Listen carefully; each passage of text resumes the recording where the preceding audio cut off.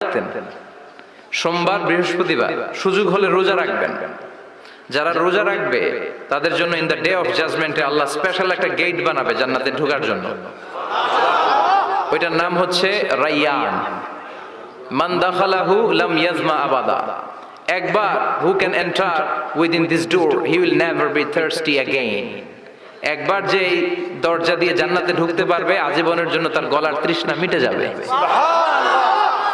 তো এই রাইয়ান দরজা দিয়ে ঢুকতে হলে আমাদেরকে মাঝে মাঝে সুন্নাত নফল রোজা রাখার অভ্যেস করতে হবে।